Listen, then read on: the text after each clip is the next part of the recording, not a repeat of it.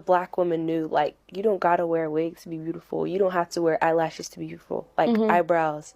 Like, you don't need all that. You're beautiful, like, just the way you are. And that's not Black girl magic either. Black girl magic, you don't. I'm supposed to listen to a bunch of mixed girls with 3C hair. I'm not even going to go into heavy detail on why this is crazy, because I'm not going to keep telling you what's crazy and what's not crazy, because you already know. But didn't I tell y'all to leave Black women alone? Let them do whatever the want, especially if tell me how to be a Black girl when they mama or they daddy or one of their parents had to lay down with the colonizer to give them the look that they look, to tell me how to look. Baby, both of my parents are Black. Clock it. Natural, right? We know it's the way to go. But we're and honestly, the privilege is showing. And if you really care to have healthy discourse about this, since Black women are the center of your conversation, make sure that y'all all don't look the same. Yes, you all don't look the same. And also have people on different sides of the aisle to have that discourse that is needed, because there's a lot of nuance that is missing. Hello and welcome back to the channel. So I've been seeing this video go viral on TikTok and YouTube, and I'm not sure like where the girls are like from or anything, but it's like a podcast type conversation with all MLS women who I assume are all either MGM or biracial, but they're basically, now again, my perception of something might not be someone else's perception. So the first thing I thought when I saw the video before it went viral was that, you know, it did give kind of virtual signaling. I think that's what they call it, where you try to be like, oh, you know, I'm not like other girls, pick me. I don't wear makeup. I don't wear weave. And that's like the first thing. That's really like the only thing I got from it. But after it went viral, seeing like a lot of other Black women talk about it, I do see how it being MLS women telling directly Black women as a whole, which could be, I don't know when they said Black women, because when they said Black women, they referred to themselves as well. They weren't saying racially ambiguous Black girls should do this. It was more just Black women in general. But with them being MLS or MGM and or biracial, they basically got under a lot of people's nerves, and people are like, well, who are you to say that? How can you tell us not to wear weave and not to wear this when you have 3C and above hair, when you have caramel and above, you know, skin tone, when if you know someone else has the opposite of that, and life is harder for them to the point to where there's laws that say to let people wear their natural hair because, you know, those looks are discriminated against. Who are you to tell someone that they shouldn't dress or look a certain way? Now, I definitely made some videos about this. I think it was because just somebody else in Exotic Community, I can't remember who. They were based, I think it was Blunt Girly, actually. I love her channel. She's amazing. But she had said something about lace fronts or lace fronts with edges being like ghetto, or just saying like it's not classy, men don't like it, men will categorize you a certain way. And I just remember thinking, well, isn't that just anti-black? Because if you like baby hairs on MLS women when it's natural, why is it like ghetto on whether you're MLS or not on a wig? Like, what is the difference? And I think the thing was, wigs aren't ghetto, but the baby hairs are. And I feel like, well, that's just anti-black, because what makes a hairstyle ghetto? And if you go watch my video, I think it's literally titled "What Makes a Hairstyle Ghetto?" ? I basically go into it like, well, if one person does like pretty styles, it can look really earthy and really pretty, like fairy core or like princess core. But when Black girls get creative, it's just ghetto and you hate yourself. And everything is always a debate, like Black girls, we just hate ourselves, So I did see a lot of different points that women made in these videos I'm about to show you that I do agree with, but some of it I didn't agree with, and it came off kind of insecure. It came off like a MLS Black girl can't have an opinion on natural beauty without an unambiguous Black girl feeling like she's taking a dig at her just because she's not comfortable with her natural beauty. So yeah, I'm gonna show you guys these videos and let me know what you think. Beautiful. They've just been So they shoved can't over get and their over. and They their just mind wanna off fit of in. it. They just want to fit in. That's true. I mean, that's what everybody's doing, right? Because even like we've never grown up with wigs. We've never grown up with fake eyelashes. And in our minds, we know natural. You know, we know We've it's always beautiful. been natural, right? We know it's the way to go. But we're still affected by it. We're still like. And but imagine if we hadn't grown up this way, how affected we'd be by it. Like if it was our moms doing it, or our sisters, or our best friend at school, like that would be. How do you even fight that alone? I think Black women are so powerful. Oh yes. If we could like come together. And move as a group. Yes. Yes. I can't. Imagine all the naturalness. Yes. Like the froze and then the different hairstyles and the braids and the twists and the curl. shea butter. Yes. The shining skin. Because actually, I think wearing a wig and doing all that stuff is upholding a racist system. Some of that is racism, but some of it is also just like no one's ever satisfied with who they are. Like, you got white people with dreads, you got white people with braids and twists. Like, that's not their culture. Right. And tons of white ladies are having so many extensions now, too. I never knew how big of a thing it was, but yeah, everybody be putting hair in. I'm not listening to 5 girls tell me how to be a black girl when they mama or they daddy or one of their parents had to lay down with the colonizer to give them the look that they look to tell me how to look. Baby, both of my parents are black. Clock it. Let's wrap this shit up before 2025 get here. Thanks. We all know that the adoption of European beauty standards by Black women in America has deep roots in the complex history of slavery, racism, systemic oppression, etc. And this adoption, in many ways, is and was a survival mechanism and a response to a society that dehumanizes and devalues Blackness. So if you want to speak on Black women's hair and beauty standards, first, I'm going to need you to decolonize your mind, especially if you're a biracial woman who has benefited from this system her entire life. Okay? Thank you. I just wish the Black woman knew, like, you don't gotta wear wigs to be beautiful. You don't. I'm supposed to listen to a bunch of mixed girls with 3C hair. I'm not even going to go into heavy detail on why this is crazy because I'm not going to keep telling you what's crazy and what's not crazy because you already know. But didn't I tell y'all to leave Black women alone? Let them do whatever the want, especially if what's going on right now. Leave us the alone. Y'all are mixed girls. Why the y'all worried about what Black girls are doing? Y'all been wearing y'all hair natural since y'all were born and blah blah blah.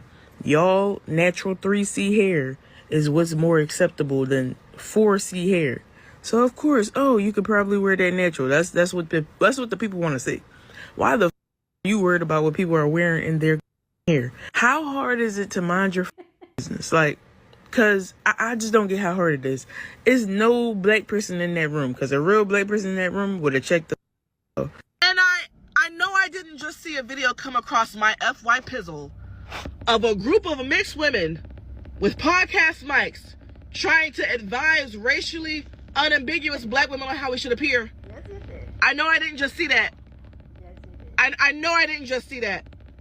Because in all the opinions I care about, I'll tell you which one I don't on that topic. I know how did it even come across my FY pills? How did that happen? I know I didn't just see a group of racially unambiguous, which is the right word? I'm frazzled. I know I didn't just see a group of racially ambiguous mixed women with arched eyebrows talking about just be natural. I know I didn't just see that. I'm going to say something and then I'm going to turn off my phone and go get a massage. When Miss Shira 7 said that most men, specifically rich men, do not like big, curly, natural hair, and that you should throw on a wig to bag one, and when you're done with that date, you can return to your natural self, y'all agreed with her. A lot of you agreed with her. And I wanted to bring this up because there's a lot of cognitive dissonance in this discussion going on around the girls with the plaits and dicky suits on when it comes to how Black women feel about wigs, weaves, and their natural hair.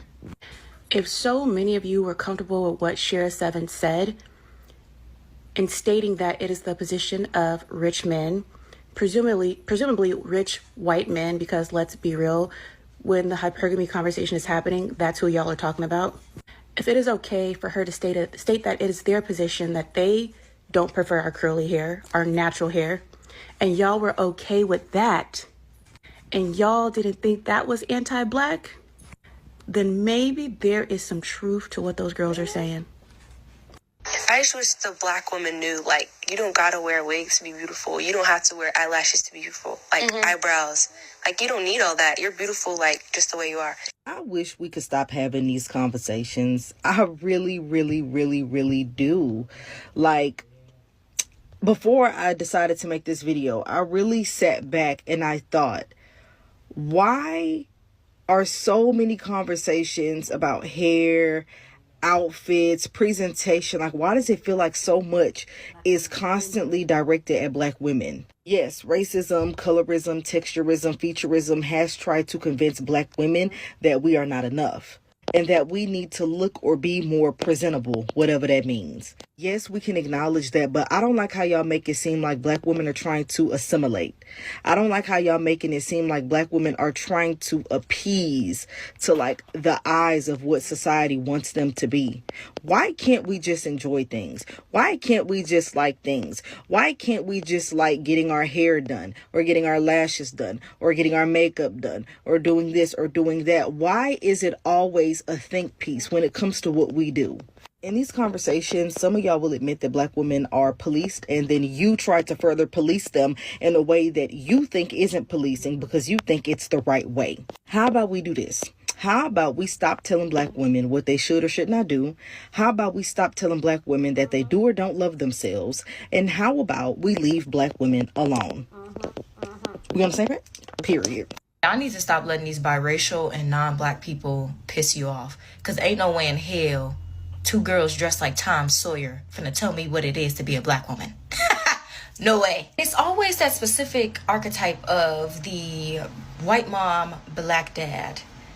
And it got me thinking. It got me thinking about the erasure of black people and how they're trying to whitewash our genes. And it also makes me think about that Nat Geo picture of what they predicted humans to look like years from now. If you pay attention to the picture, because it's not just that one picture of that one light-skinned girl, it's like multiple pictures of different, all types of people, except for really black people. Because the people that you see on the list, it looks like they're mixed, but you can't really tell what they're mixed with. But you don't see a person that's like, okay, like I can tell that like you're black, like, you know, you're black. You see Asian, you see white, you see every other race, but you don't see black on there. You can also see this in a conversation around like the athletes and how, you know, once they go on stage to accept their awards, you know, their families are being shown. These mugs are white. Like, these mixed kids don't look mixed no more. They look white. Like, this looks like a white person. And to tie that back into that, you have a lot of situations that are popping up where you have these mixed kids or these even racially ambiguous people that are trying to tell black women and black people how to feel about issues that only they would go through. I don't care what y'all say, a mixed girl with 3C hair or up cannot tell a fully black girl how to feel about her 4C hair and how to feel about herself and present herself. You just can't. There's two different worlds. Like, it's literally a tale of two cities where you want, whether you want to realize it or accept it or not. And I feel like there's a lot of people that are just trying to redefine black people and redefine our culture without having black people in the room. Stop that. And to try to sit up there and say that something ain't black girl magic is crazy, because if you really knew about black girl magic, the first rule of black girl magic is to mind your goddess. Mind it. Now, I feel like the narrative is so tired of, oh, black women wear lashes, black women wear weed. Shut up. I thought black girl magic was black women becoming the highest educated population in this country. I thought black girl magic was black women prioritizing their careers and climbing the corporate ladder. I thought black girl magic was black women becoming entrepreneurs, not for the sake of opening businesses, but for being innovators in their industry, for being a pillar of their community. That's what I thought black girl magic was rooted in. When did the conversation shift into being based in aesthetics? And even if someone's aesthetic is different from yours, how does that negate from their ability to participate in black girl magic? Natural, right? We know it's the way to go. But we're And honestly, the privilege is showing. And if you really care to have healthy discourse about this, since black women are the center of your conversation, make sure that y'all all don't look the same. Yes, you all don't look the same. And also have people on different sides of the aisle to have that discourse that is needed, because there's a lot of nuance that is missing. First things first, I'm an esthetician and I specialize in corrective skincare. So I focus on acne, pigment, aging, things of that nature. And I say that to say that a lot of people are not just married to the idea of makeup just because they feel like it. Acne is one of the most common skin conditions in the United States of America. It affects 80 million people annually. Excuse me. So the cases that I see, that I deal with, are extremely severe. Acne is painful. It leaves extra pigment. It leaves scarring, indentation. So people are wearing that because it is affecting their confidence. So when we think about natural, for some people dealing with that, which none of you guys have, which I can see, that's a different ball game. And no one, especially you guys, don't have the space nor agency to tell people how to dictate their lives when it comes to dealing with skin conditions. How about melasma? Melasma is a hormonal, it can be sun-induced, it can be immune-induced pigment condition that leaves a dark pigment mass all over your face. Should people just accept that?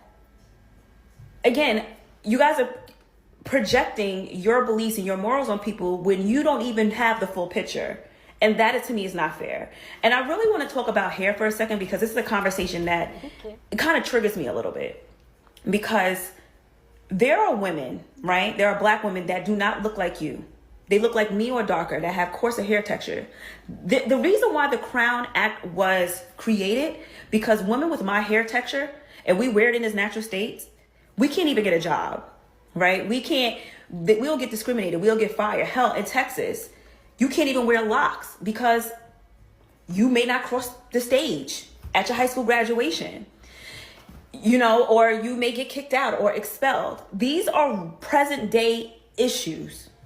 And if you want to talk about hair loss, I'm going to talk about me for a second, because I am dealing with hair loss. And this is the reason why I wear wigs. I wish I could wear my hair in its natural state. And so many of my clients that are under the care of a physician to try to figure out what's going on with their hair.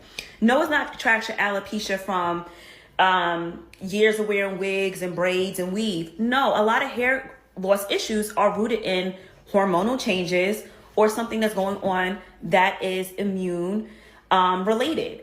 So again, when we have these conversations, we have to be honest about what is actually happening and what people are experiencing. But to me, it seems like you guys didn't care about that type of dialogue, because you would have made sure that you would have people on opposite sides of the aisle that believe the way that that believe differently from the way that you believe, and that dress differently, and also live their lives differently. Yes, I truly believe that makeup should be an accessory, not a necessity. But I also understand and I empathize with people who are experiencing certain issues with their hair and their skin, regardless if they're black, because a whole lot of white women, a whole lot of Asian women, a whole lot of Hispanic and Latino do the same thing. Do I need to give a history lesson on why we started out wearing wigs? And never mind. The Crown Act was enough. At the end of the day, I need us to do full research and make sure that we're open and large-minded if we're going to have these conversations, and make sure that the people that you're having these conversations with are not parrots, that are not going or you're in an echo chamber where you're just going to hear yourself sound the same and you think that you're automatically right, when you are offending a lot of people because of the conditions that they are dealing with, and they're doing the best that they can to cope with it and to make themselves feel better about themselves. So I hope that brought some insight a little bit. But again, I think we need to be a little bit open and large-minded in order to come to an understanding about why other people are doing things differently than you are. Just a black woman knew, you don't gotta wear wigs to be beautiful. You don't have to wear eyelashes to be beautiful. Eyebrows. You don't need all that. You're beautiful, just the way you are. And that's not black girl magic either. Black girl magic is natural. It looks way better. Yeah. I also think that they've talked themselves into, and they can't talk themselves out of, I think they know that being natural and being with no makeup and all this stuff is beautiful, but they've been told and they've been shown, this is beautiful. They've just been shown they can't over get and over. their mind off of it. They just want to fit in. That's true. I mean, that's what everybody's doing, right? Because even we've never grown up with wigs. We've never grown up with fake eyelashes. And in our minds, we know natural. We know we've always been natural, right? We know, right?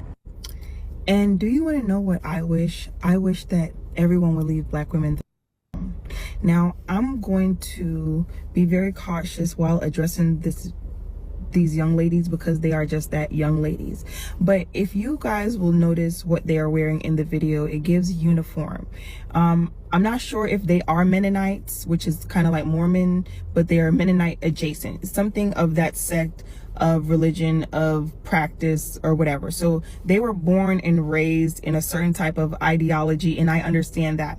But if you are a part of what most would consider very small group of people, right, especially when it comes to Black people in this country that practice a certain type of religion, it's very small in comparison to the majority.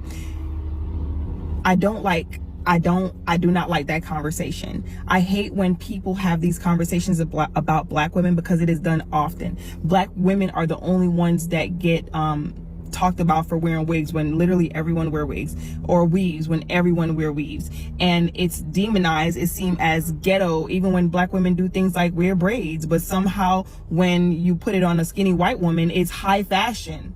And I hate that y'all don't talk about how we got here, how we got to the point where a lot of Black women are uncomfortable with their natural hair. We don't talk about the fact that Black women are the only ones who had laws, actual laws created to prevent us from wearing our natural hair. And I know some of you are going to say, well, that was so long ago. It's not that long ago. It really is not that long ago, and things are passed down. Discriminated against based arts. The fact that I'm active duty military, as most of you who follow me may already know, it wasn't until about, I want to say 2 years ago, where we could wear our natural hair in a puff, where the uniform regulations include natural textured hair. So before that, it wasn't allowed. And then before that, twists weren't allowed. 2-strand twists were not allowed. Locks were not allowed. So now when y'all keep having these conversations about why aren't Black women comfortable with wearing their hair, I don't know. It could be the laws that were created that prevented us from doing so.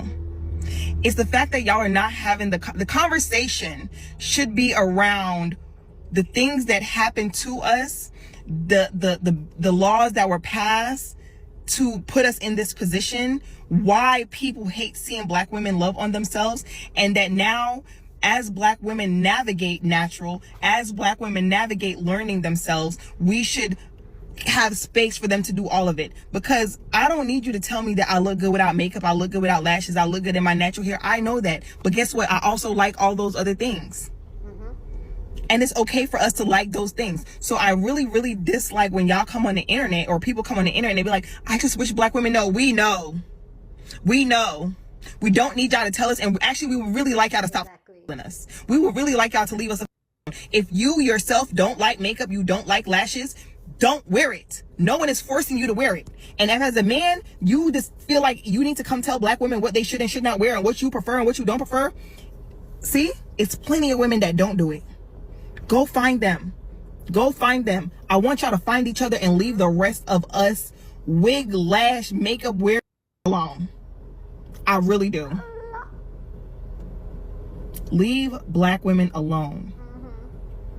We have been demonized for wearing our normal hair, our regular hair, our natural hair. They literally made laws against it. And then when we assimilate, when we adapt, we're still demonized. We're still talked about. We're still like, it's Black women literally cannot get a single break, and it gets to the point where you just want to start swinging, because god damn. So I feel like as an exotical who is monoracial, I feel like I can give more like an unbiased opinion, because I do have the experience of some of these women who look a certain way, and even they didn't really there was one person I did mention, like the Black dad non-Black mom mix, but the rest of them really didn't care that they were biracial or MGM. They cared about the way that they looked, their phenotype, and their hair texture. So if you happen to have that phenotype or hair texture, even if you aren't mixed, people are going to feel this way about you too. Maybe even stronger, because they feel like, oh, well, that's just your white side showing if you're mixed. But if you're not mixed, they just think like you're the worst. So I totally get that perspective, though. That's why I wanted to mention, like what I said at the beginning of the video, that I do understand like how that can make someone uncomfortable. Like, for you to tell me like, oh, just love yourself, da da da. If someone has acne and you have perfect skin, you've never dealt with a pimple since high school, who are you to tell them that they hate themselves if they wear makeup? Like, you know what I mean? Like that just comes off like really annoying. But I think the outrage was more because people felt like entitled, like to have an opinion over someone else's beauty. Now, I think that when the girl said this, I don't think it was like pick-meism or virtue signaling to like the most extreme length. I think it was more so like they genuinely felt like, you know, they've done the work or their parents have done the work to where they don't have the insecurities that most Black women have, whether they're mixed or not.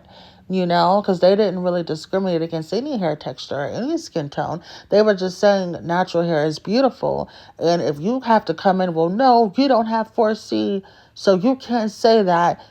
Why not? You know, and at some point it really just shows your insecurity, the way that some people took it. But again, I get it both ways. But I would love to know you guys' opinions.